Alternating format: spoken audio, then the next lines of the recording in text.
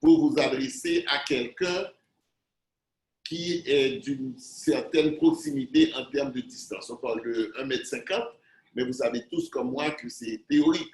On se garder 1,50 m et ce n'est pas évident dans la vie de tous les jours. Quand on est en voiture avec ses enfants, son père, sa famille, quand vos employés se rendent à la cafétéria, quand ils vont dans la cour pour s'occuper, eh bien là, la distanciation de 1,50 m n'est pas évidente. Donc, il ne faut pas se mentir. Par contre, le port du masque est facilement exécutable. Ça, je pense qu'il faut un programme national dans vos entreprises où personne ne rentre sans son masque. Et s'il n'y a pas de masque, on lui demande simplement de quitter l'espace parce qu'il représente un danger de santé publique pour le staff, pour les clients, pour la direction, pour tout le monde qui fréquente l'espace. Donc moi, je crois que c'est la première des choses. La seconde des choses, tout aussi important, c'est le lavage des mains. Et je remercie toutes ces usines et toutes ces entreprises qui m'ont contacté au DASH pour me demander soit d'installer des infirmières en urgence. Il y en a qui m'ont demandé des infirmières 24 heures sur 24, 7 sur 7. Il y en a d'autres qui m'ont demandé plusieurs shifts d'infirmières. Et la première chose que nous leur demandons, c'est le lavage des mains. Ce lavage des mains pour les employés est capital. Je vois que nous utilisons beaucoup l'eau et le savon. Je félicite ceux qui ont le courage d'aller dans ce sens, spécialement pour les usines et les factories qui sont en pleine et qui sont en pleine de courant. Mais pour tous les autres qui ont des contraintes en termes d'eau, je recommande plutôt la vaporisation des mains à l'eau chlorée, à l'eau chlorinée. C'est-à-dire que vous mettez de l'eau dans un vaporisateur. Un vaporisateur, c'est un peu un récipient utilisé par Vitrex. Donc, on met de l'eau dedans avec une chloranisation à 0,2%. Et toute personne qui entre, on lui asperge 2 suites sur la main droite, 2 petites suites sur la main gauche, de jet, et on lui demande bien de se les frotter devant la personne qui leur a aspergé ce liquide, et la personne à ce moment-là peut pénétrer sans problème dans les lots. Donc, c'est une alternative à l'eau et le savon. Elle est moins coûteuse, elle est moins, je ne dirais pas salissante, disons, elle est moins hydrolysante, il y a moins d'eau, mais c'est facilement à exécuter de n'importe quel bureau, de n'importe quel cabinet, de n'importe quelle usine, c'est d'avoir de l'eau chlorinée avec ce vaporisateur. Donc, je crois que ces deux méthodes déjà, à savoir le port du masque et aussi se laver les mains à l'eau et savon, ou de préférence, quand plus facile, à l'eau chlorinée avec un vaporisateur, c'est déjà ralentir la propagation du virus à travers l'hiver et dans vos entreprises de manière plus spécifique. Une question pour vous, Dr Laroche. Je suis allergique au Clorox. Si je ne peux pas utiliser l'eau et le savon, je fais quoi? Nous avons, on utilise l'alcool. L'alcool est un liquide qui est un fixateur. Le fixateur, c'est un ingrédient, une solution qui fixe les microbes. Donc, nous, les médecins, nous utilisons beaucoup, comme vous savez, l'alcool en lieu et place du chlore et avec très souvent l'eau savonneuse. Mais l'alcool, j'espère que tout le monde n'est pas à la fois allergique et au savon et à l'alcool et au chlore. Mais avec ça, je crois que c'est une alternative et très appréciable, bien que plus coûteuse. Mais je crois que c'est encore une option que l'on peut considérer. Alors, encore une autre question. Quel alcool? Alcool à 70 degrés ou bien 95 ou 90? Lequel? Parce que là aussi, c'est toute une discussion, à savoir l'un fixe, l'autre nettoie, l'autre désinfecte, l'autre tue les microbes. Donc, qu'est-ce qu'on fait? Quelle est la recommandation? Moi, j'aurais été carrément dans le 95 degrés.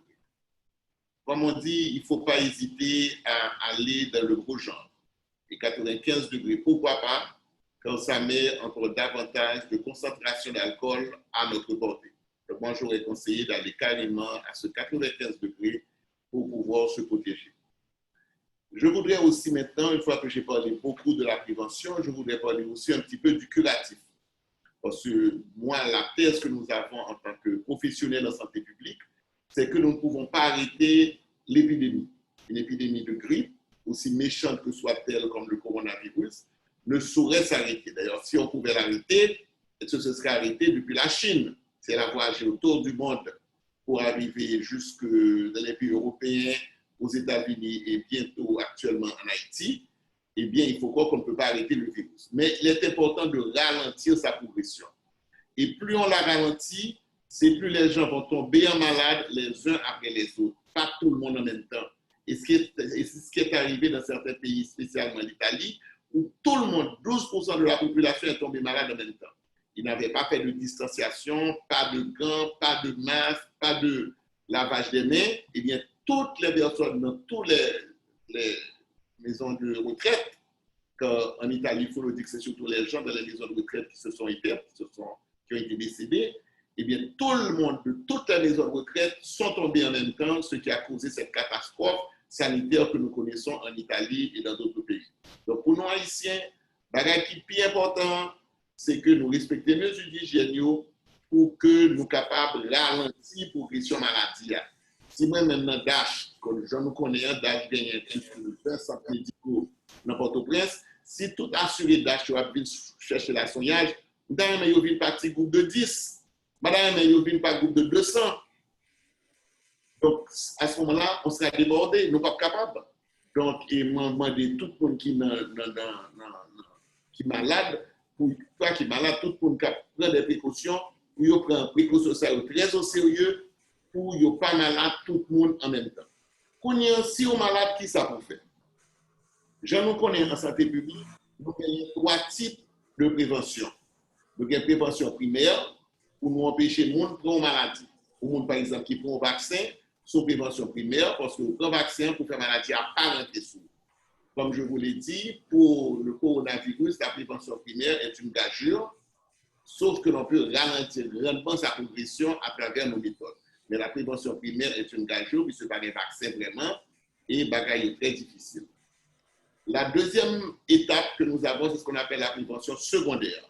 La prévention secondaire, c'est que dès que l'on sent tous ces symptômes, tousser, la coulée rhume, puis la fièvre, puis coup battu, la péternité trop souvent, et bien, monde ça y tout de suite, c'est pour courir avec le docteur. Moi, je dis courir avec le docteur parce que le docteur est capable, premièrement, tenter de diagnostiquer qui maladie on gagne, parce que ce n'est pas seule maladie qui existe sur la terre, c'est le coronavirus, il y a l'autre maladie, donc le docteur est capable d'eau, est-ce que c'est dans ça qu'on va aller, ou bien c'est dans l'autre qualité maladie qu'on va aller. Donc, c'est pour le cas du docteur. Donc, nous-mêmes, nous essayons de former infirmières avec docteur nous pour être capables de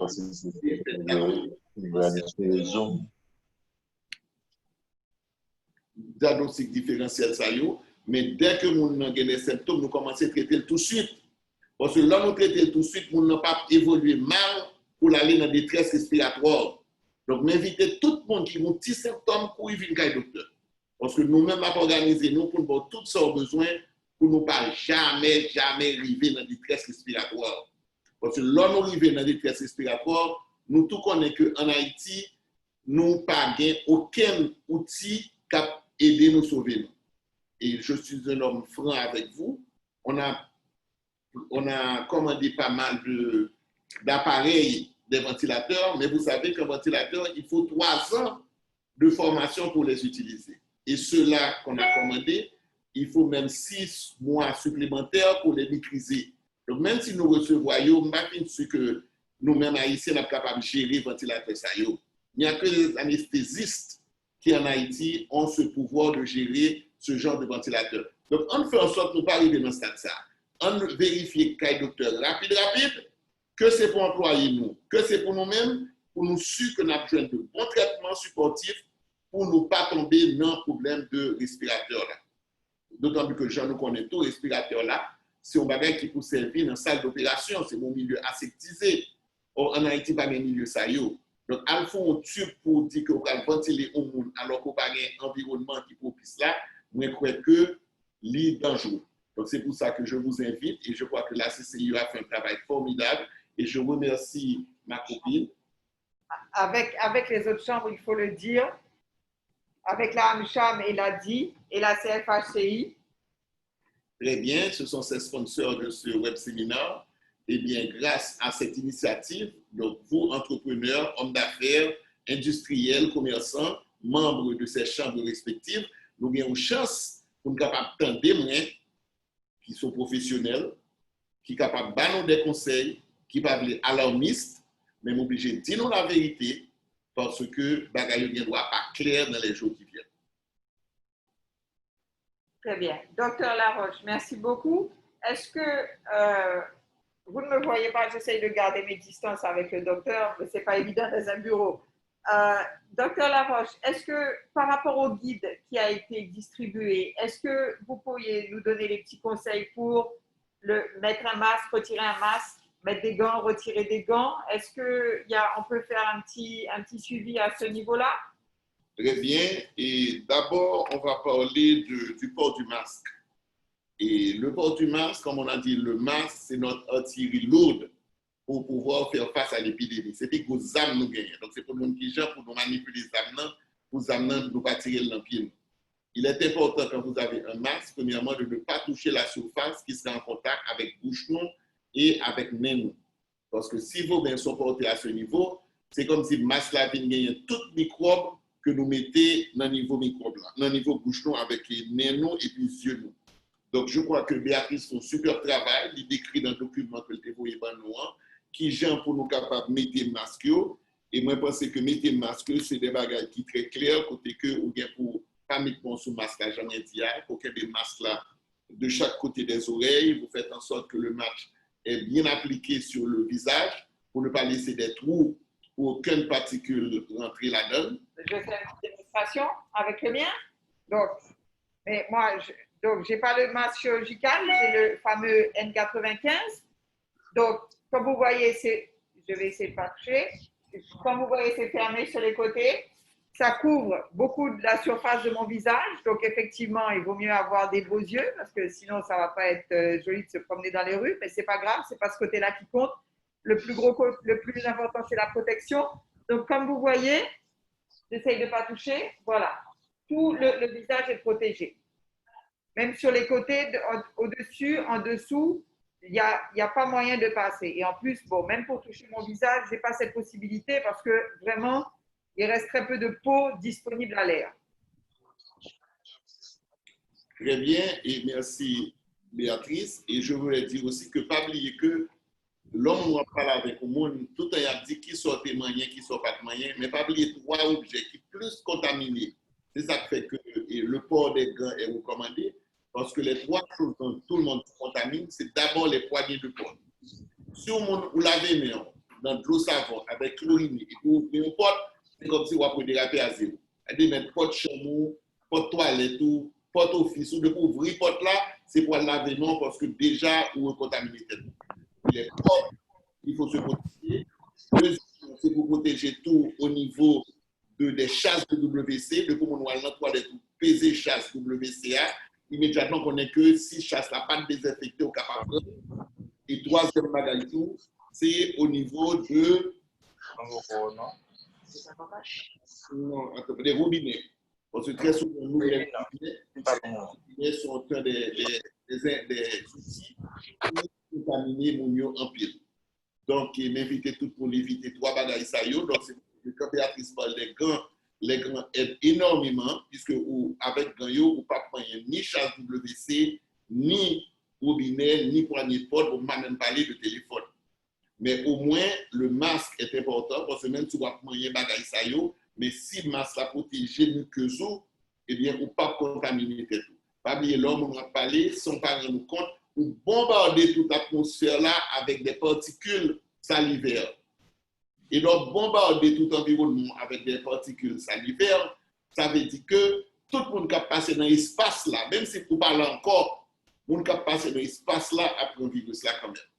Alors, si je puis me permettre, docteur Laroche, bon, moi peut-être que j'exagère un petit peu au niveau de mon protocole de précaution, mais par exemple, je suis venue ce matin et vraiment, comme je vous le dis, le building de Digicel, c'est un exemple à suivre au niveau de la prévention, des précautions, des mesures d'hygiène, ils sont vraiment au top. Malgré ça, je suis venue ce matin, je marche partout avec mon petit spray d'alcool à 95, j'ai aspergé les chaises, j'ai aspergé le bureau, partout où j'allais déposer mes avant-bras, et autres objets. Donc, peut-être que j'exagère, mais je crois que l'exagération ne tue pas, ou pas encore du moins. Et pour mes gants, j'ai mes gants, je vais descendre, ouvrir la portière de ma voiture, jeter mes gants et monter dans ma voiture. Comme ça, je ne vais pas diffuser aucun microbe, aucune bactérie sur le volant de ma voiture et sur les sièges de ma voiture. Comme je l'ai dit, je ne suis pas médecin. Peut-être que j'exagère dans mon protocole, mais vraiment, comme on dit, toujours better be safe than sorry. Donc, vraiment, j'espère que j'ai les bonnes méthodes parce que... Absolument. Elles sont très pragmatiques parce qu'elles ne sont pas compliquées et tout le monde peut les suivre sans problème. Et je vous le dis, oui, le patron, qu'est-ce qu'un leader? Le patron est là pour gérer et diriger ses employés. Donc, c'est à votre responsabilité. Parce qu'il y a des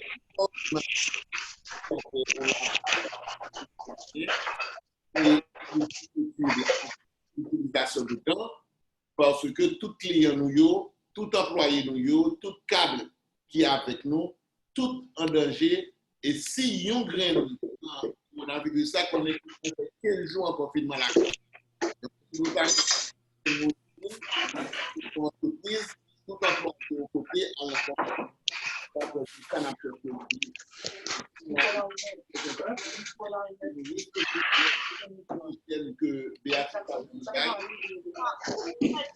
s'il vous plaît, mettez-vous sur mute. Les participants, mettez-vous sur mute s'il vous plaît. On n'entend pas.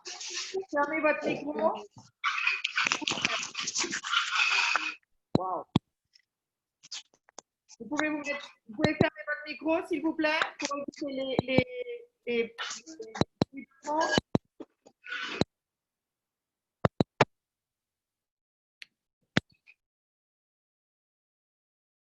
Voilà. Merci beaucoup. Ok, je crois que j'ai passé mon message, donc je voudrais bien prendre quelques... Et les gants, eh bien, je te laisse parler des gants, puisque tu es la professionnelle. Non, je suis pas professionnelle. Je vais essayer de dire ce que je fais. Le docteur Laroche me corrigera si j'ai tort ou si je fais mal. C'est juste que, comme je dis, j'aime la vie et j'aime ceux qui m'entourent. Donc, je me protège et je protège les autres. Donc, les gants, je fais comme on dit sur Internet. C'est-à-dire que j'enlève d'abord une main et une fois que j'ai enlevé cette main-là et que cette main n'a pas de gants et donc n'est pas supposée être contaminée, je passe en dessous l'autre pour pouvoir retirer de cette façon. Et je le retire directement comme ça. C'est ce que j'ai vu, c'est ce que je fais. J'espère que c'est ça. Et je confirme que c'est cela. D'ailleurs, nous, les chirurgiens, et c'est de la manière dont ils procèdent. Wow! Donc, alors, j'adhère à 100% à ta méthodologie. Et elle est parfaite. Merci beaucoup. Merci, docteur Laroche. Est-ce que vous avez des questions? Oui, Madame Milo qui doit signer toi seulement. J'ai mis les noms des personnes qui m'ont... Vous pouvez parler un petit peu plus fort? Je ne suis pas là.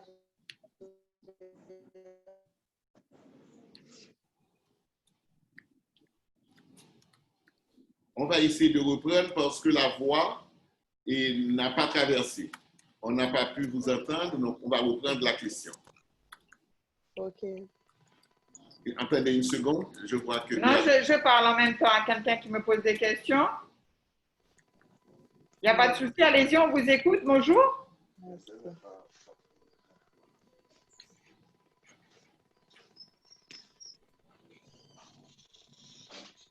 Bonjour, je vois, c'est Philippe Victor qui a levé la main, sinon qui d'autre? Oui, j'ai une question. Bonjour tout le monde. Bonjour docteur, bonjour Béatrice. Bonjour, mon ami. Il est question que les animaux peuvent être porteurs du virus. Est-ce qu'on a une certaine information dessus? J'ai vu passer un buzz sur les réseaux sociaux qui dirait que certains animaux ont été testés positifs, effectivement. Mais je crois que c'est surtout la contamination d'homme à homme dont il faut s'inquiéter. Parce que la contamination d'homme à homme sont des bagages qui quotidien, qui minute par minute, nous tout à fait interagir l'un avec l'autre. Donc, ce n'est pas tellement un animal qui est capable d'inquiéter moins que plus le fait que et on parle à des, comme je l'ai dit, à des employés, à des pairs directeurs ou staff ou encore à des clients. Donc, pour moi, le danger est beaucoup, beaucoup plus grave et il est prouvé que la transmission se fait de cette manière. Donc, Philippe Victor, moi, je pense qu'il n'y a pas grand-chose à craindre de l'animal, surtout si tu as un chien ou un chat. Mais et surtout, fais attention à tes employés, exige le port du masque et même bagaille pour tes clients qui se lavent les mains avant de pénétrer dans les locaux de voyage chacun.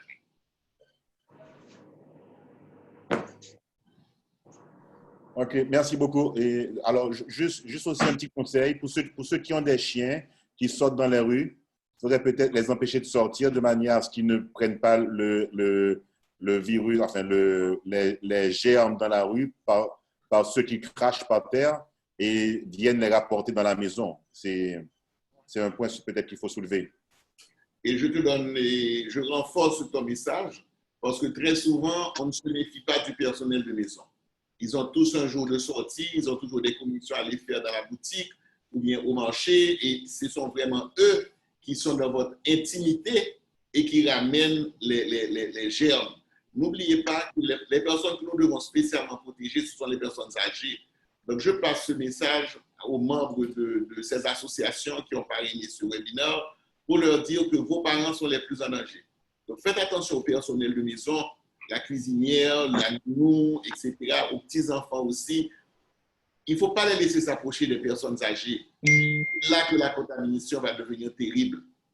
D'accord? Donc, je vous recommande et méfiez-vous, c'est vrai, des animaux domestiques, mais surtout du personnel de chez vous.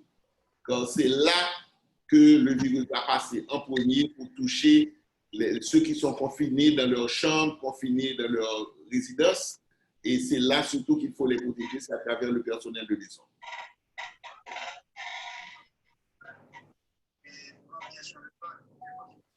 Il y a d'autres questions? Qui est la prochaine personne? Il y a une dame qui avait commencé à parler, qu'on entendait mal.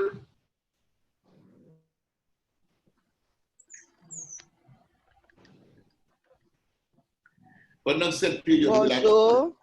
Bonjour. Je suis Idine Deriska de la JPHRO. Je voudrais éclaircir quelque chose pour moi, s'il vous plaît, un point, parce que à travers, il y a des chercheurs qui ont dit que normalement, c'est à travers les gouttelettes qu'on peut prendre le virus. Mais j'ai entendu à travers des vidéos, à travers d'autres personnes, que le virus est aussi dans l'air, c'est-à-dire ça laisse comprendre à certaines personnes que en respirant, par exemple, si quelqu'un a jeté des gouttelettes en éternuant ou bien en toussant dans les rues, et qu'en les respirant, on peut être contaminé. Je voudrais qu'on puisse éclaircir ça pour moi, s'il vous plaît. Eh bien, je crois en avoir touché un mot là-dessus il y a quelques minutes. Vous avez dit que et quand quelqu'un parle sans le faire exprès et de manière microscopique, sans même le voir, il projette des gouttelettes de salive dans l'air. Et ces gouttelettes de salive sont justement porteurs du germe, du virus, si la personne elle est contaminée. Or, nous ne savons pas qui est contaminé. Donc, le fait qu'il y ait des gouttelettes qui sont expédiées dans l'air ambiant, dans l'environnement, ces gouttelettes restent en suspension avant de tomber sur une chaise, sur une table, sur une porte. Mais avant même d'arriver à ce niveau, ces gouttelettes restent en suspension. Et du moment que tu traverses un nuage de gouttelettes que tu ne vois même pas, eh bien, à ce moment-là, tu peux attraper le virus sans problème. Donc, c'est pour ça que le port du masque est fortement recommandé. Il n'y a pas de dire, ah, je suis seul dans la salle de mon bureau et je peux l'enlever, le temps de respirer. Quand quelqu'un d'autre va venir, je vais reporter mon masque. Non. Votre visiteur qui était là avant, s'il ne portait pas son masque, a laissé autour de vous plein de particules. Et si vous ne faites pas attention, quand il va tourner le dos pour s'en aller, toutes ces particules vont rester dans la pièce où vous êtes. Et le moment où vous baissez la garde et enlevez le masque, vous allez absorber toutes ces gouttelettes qui seraient contaminées. Bonjour, je suis Mais, Catherine. attends-moi 2 secondes. Attends-moi, Catherine. Si je peux faire suite à ce que vient de dire le docteur Laroche, et j'ai tendance, les rares fois où je sors, quand je vois des gens ne pas mettre le masque, j'ai tendance à faire la leçon et à dire, mais s'il vous plaît, mettez le masque, c'est important. Il faut le faire, c'est pas agréable, mais d'ailleurs, c'est maintenant qu'on vient admirer les médecins et les infirmières qui le portent à longueur de journée. Vraiment, j'admire.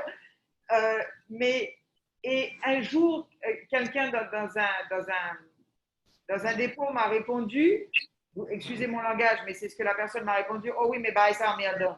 Et je lui ai répondu, qu'est-ce qui est le plus embêtant finalement, de porter un masque pendant, on va dire, 1 mois, ou bien de perdre la vie? De temps en temps, il faut quand même savoir faire la part des choses. C'est vrai que c'est embêtant pour respirer, pour plein de choses, c'est vrai.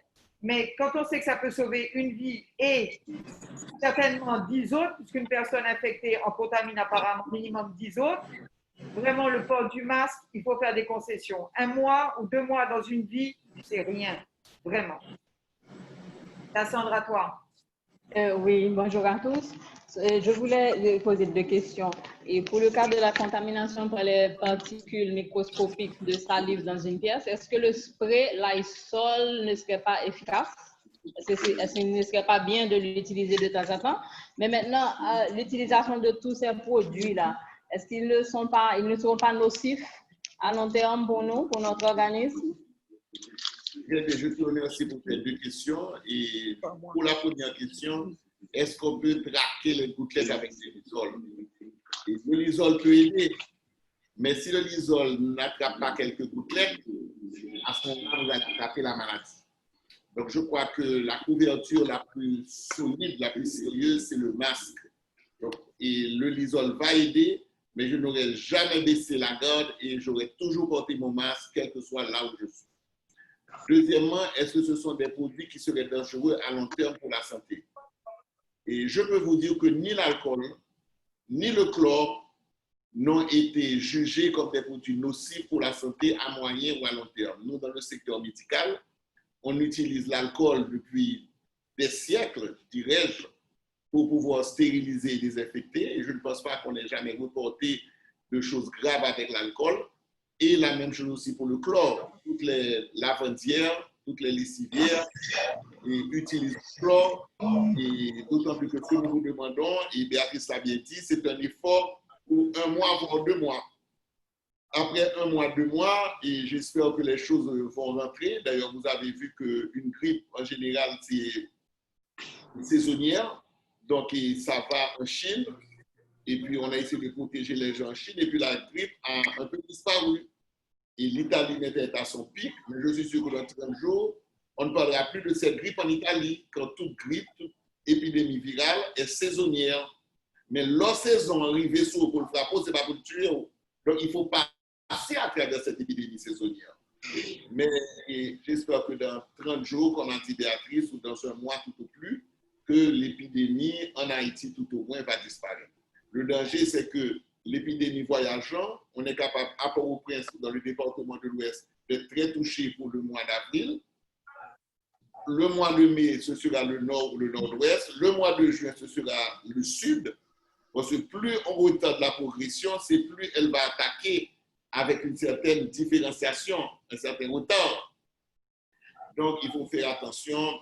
C'est quelles que soient les circonstances, c'est de se protéger au maximum avec des masques et se désinfecter les mains. Merci beaucoup. Merci. Merci. Oui? Prochaine personne? J'ai une question. Oui, il faudrait parler un petit peu plus fort. Vous avez un masque devant vous? Vous avez un masque? Oui. Eh bien, il faut parler très fort. Je suis Géraldine de la DPHRO. Alors, vous avez mentionné le port du masque. C'est très important. J'en porte. Beaucoup de gens s'en portent. Mais nous avons remarqué qu'il y a des institutions, des groupes qui se mettent. Vous essayez de garder la même position devant votre micro, s'il vous plaît. Est-ce que ça va maintenant? Non, vous êtes loin. Et pourtant, je suis très près. Ah, voilà, là c'est bien. Restez là, ne bougez plus. Ça va maintenant? Oui, très bien. Allez-y. D'accord. D'accord. Alors, vous avez mentionné le port du masque, c'est très important, tout le monde en porte.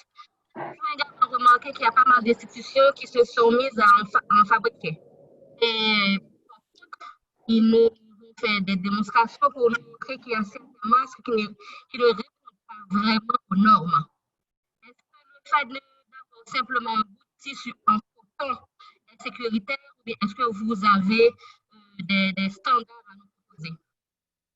Vous passez très mal. Donc, juste pour répéter votre question, dites-moi oui ou non. Vous êtes en train de demander plus de détails sur les masques que l'on fabrique et les masques que l'on achète, c'est ça?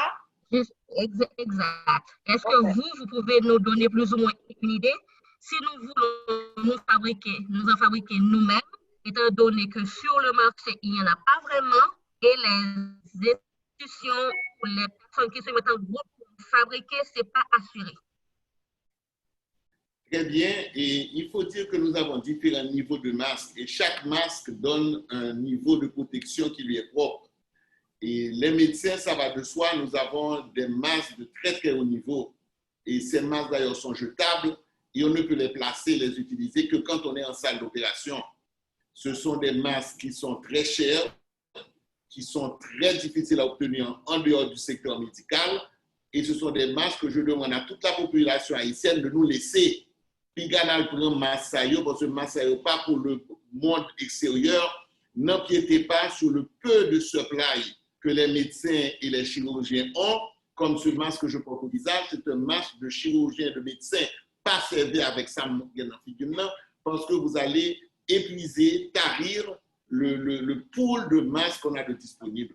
Maintenant, si je parle du grand public, on a remarqué qu'un cache-nez qui est fait d'un tissu lavable et dont le maillage est très serré, je ne parle pas de quelqu'un qui a une dentelle, je ne parle pas de quelqu'un qui a un jupon, je parle de quelqu'un qui utilise un tissu dont le maillage est suffisamment serré pour que les gouttelettes d'eau ne passent pas.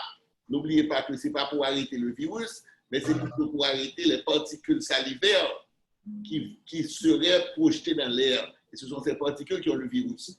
Donc, n'importe qui toile que nous servit, si le maillage est serré, eh bien, on peut déjà commencer à s'équiper. Moi, je vous donne l'exemple, et pour le DASH, et nous avons fait l'acquisition de 40 000 masques pour nos employés, puisque nous avons 600 employés au DASH maintenant. On a fait l'acquisition pour les 600 employés médecins. Le masque que nous avons acquis d'un fournisseur local, qui est Mikama, pour ne pas le citer. Ce sont des masques qui ont utilisé des tissus de matelas, des rejets, des retailles de tissus de matelas.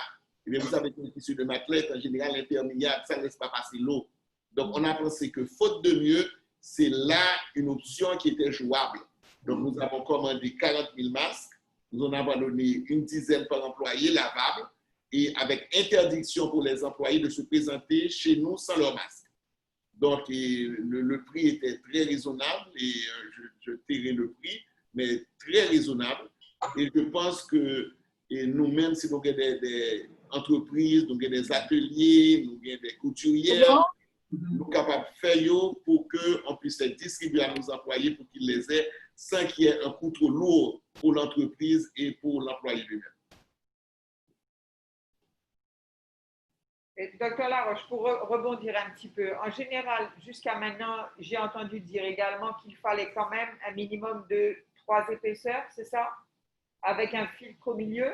Non, non, non. Ça, c'est pour le milieu hospitalier. Oui, c'est le milieu très professionnel. D'accord. Mais comme je dis, un tissu avec un maillage très serré, normal, ça va arrêter la salive. Parce que c'est salive, non obligé de l'arrêter, c'est rien d'autre. L'on va parler pour cracher, salive, éternuement, ne passe pas de l'autre côté. Donc, c'est surtout un tissu qu'il faut avec un maillage serré. Et avec là, on a déjà un bon masque protecteur. D'accord. Je vois que Philippe Victor, est-ce que nous avons répondu à votre question, c'est bon? Oui, ça va, merci beaucoup.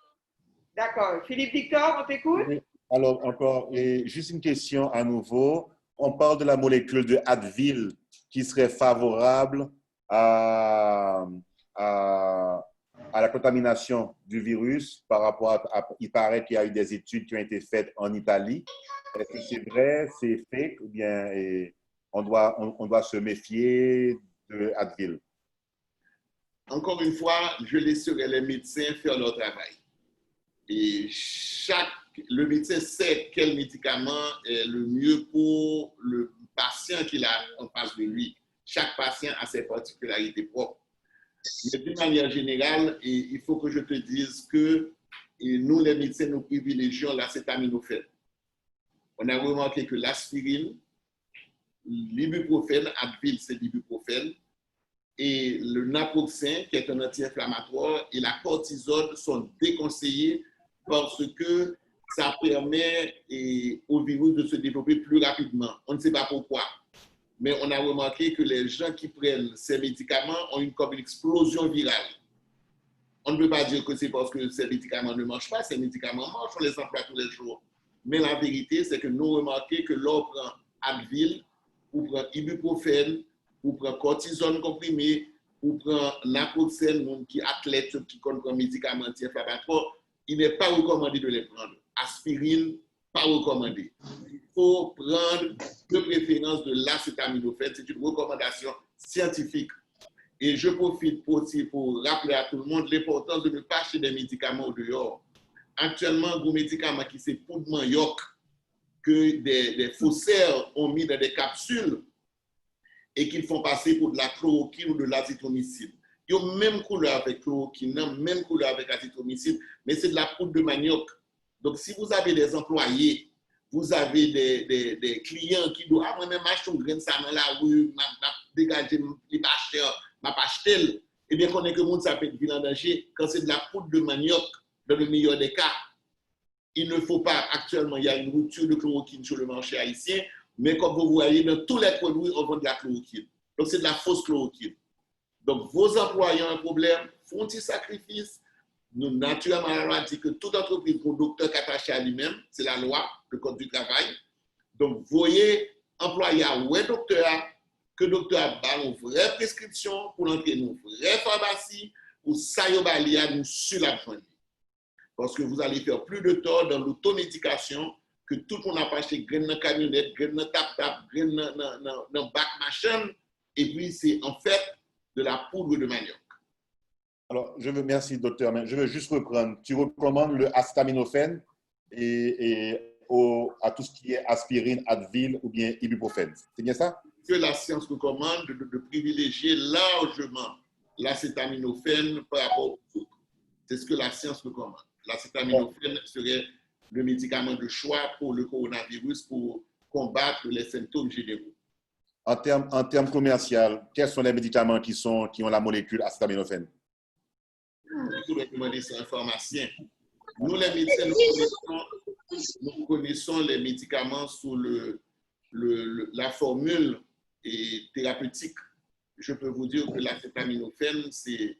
Et vous savez, en France, l'acétaminophène est appelé... J'ai un trou de mémoire. Et en France, ils appellent l'acétaminophène...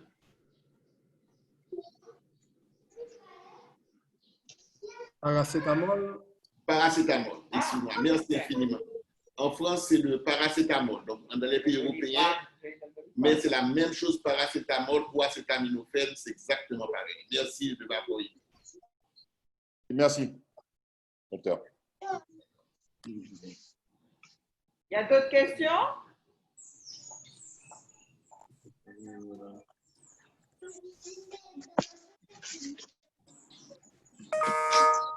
Je vais, et peut-être que je peux conclure. Oui, il y a deux petites choses quand même que je voudrais dire avant. C'est que le docteur Laroche a parlé du guide. Je n'ai pas fait le guide, j'ai aucune prétention pour ça. Nous avons engagé les associations, la AMCHAM, la Chambre franco-haïtienne de commerce et d'industrie et la CCIO avaient engagé un consultant, Véronique Crane, pour nous aider à monter ces guides et pouvoir mieux vous guider. Donc, je n'ai pas la prétention de faire ces choses-là.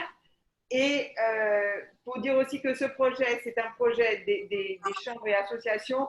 On est trois là-dessus. On travaille énormément, donc la Chambre franco-haïtienne, la AMCHAM et la CCIO.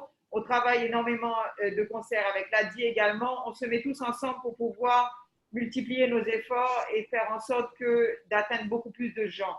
Donc, si tout le monde pouvait faire la même chose et se mettre tous ensemble, ce serait vraiment une bonne initiative. Docteur Laroche? Et je terminerai en disant que hier soir, on a une bonne nouvelle, c'est que le docteur Pape a été mis en charge avec correspondant du ministère de la Santé publique de la riposte pour le coronavirus. Et tout le monde connaît la valeur du docteur Pape et tout le monde connaît aussi M. Oxila. Et ce sont des professionnels de haut niveau, d'une intégrité absolue et d'une intelligence remarquable. Déjà, ils sont en train de faire des passerelles pour essayer de contacter plusieurs membres. Par exemple, moi, jusqu'à présent, je n'avais jamais été contacté par le pouvoir en place. Mais là, le docteur Pape, tout de suite, m'a sollicité pour que je puisse contribuer en tant que président fondateur de l'Association des hôpitaux privés en Haïti et en tant que, à la tête peut-être d'un des réseaux les plus vastes en santé, avec, comme je l'ai dit, une vingtaine de centres et 7 hôpitaux. Donc, nous allons mettre en faire une union sacrée comme en 1804 pour que nous allions à l'assaut et que nous puissions vaincre l'épidémie. Donc, je crois qu'il faut rester très optimiste et je crois que tout le monde va s'organiser autour de cette nouvelle cellule logistique qui s'est mise en place pour Haïti et de là, on va pouvoir contribuer. Je sais que Béatrice et moi, nous en avons discuté, que les membres de la Chambre, des chambres qui parrainent ce webinaire, sollicitent même d'être mis à contribution pour que nous tous ensemble, on puisse avoir un impact sur nos congénères, nos confrères et à travers les 10 départements parce que nous pouvons faire la différence si nous nous mettons tous ensemble puisque nous sommes l'élite économique, nous sommes l'élite intellectuelle, nous sommes l'élite sociale. Donc, je crois que c'est à nous de nous mobiliser pour effectivement avoir cet impact pour la population. Si vous avez des questions après le webinaire, il y a une question, je vais vous donner la parole tout de suite. Si vous avez des questions, n'hésitez pas à envoyer des emails, à nous envoyer des emails et nous ferons en sorte de vous répondre le plus rapidement. Oui, allez-y, Stevenson, du Terville, on vous écoute. C'est juste pour une rectification. L'acétaminophène en France, c'est Doliprane. Quelqu'un avait parlé du paracétamol. C'est toujours la même molécule, mais en France, on parle surtout de Doliprane, paracétamol, acétaminophène, donc c'est pareil. C'est juste une rectification. Merci. Et petit conseil, même quand vous parlez, n'enlevez pas votre masque, sinon ça ne sert à rien de mettre un masque. Carnaval. Nous avons quand même eu le carnaval. Je crois que nous avons fini. S'il y a d'autres questions, n'hésitez pas. On va devoir libérer le docteur Laroche qui a énormément de gens qui l'attendent, pas forcément des malades, mais des gens concernés et qui ont besoin de lui. Donc, merci à vous tous pour avoir participé. Et n'oubliez pas que le DASH est toujours à votre service et vous nous appelez et on sera toujours prêt à vous encadrer, à vous conseiller et faire le bout de chemin avec vous. Et je remercie toutes ces entreprises qui nous ont fait confiance. Peut-être ce mois-ci, nous avons reçu près d'une trentaine d'entreprises qui se sont affiliées à nos différents programmes pour permettre à leurs employés et autres d'avoir accès à notre réseau de soins de santé. Donc moi, je suis un serviteur, je suis à votre disposition. N'hésitez pas à m'appeler, ce sera du bénévole. Je serai là pour vous encadrer et vous conseiller à bon escient. Merci et comme dit tout à l'heure, be safe. Oui, be safe. D'accord, merci. Merci, bonne journée. S'il vous plaît, restez chez vous ou portez un masque. On a assez de services Internet, on a tout pour travailler efficacement de chez nous. S'il vous plaît. Vraiment, ça vaut la peine. La vie est trop courte. Vraiment. Merci. D'accord, bonne journée. Merci beaucoup. Merci. Good job, Dr. Laroche. À ton service. Thank you, thank you. Okay. Et voilà. Attendez, on est toujours en ligne. Attends. OK. C'est parti, recording.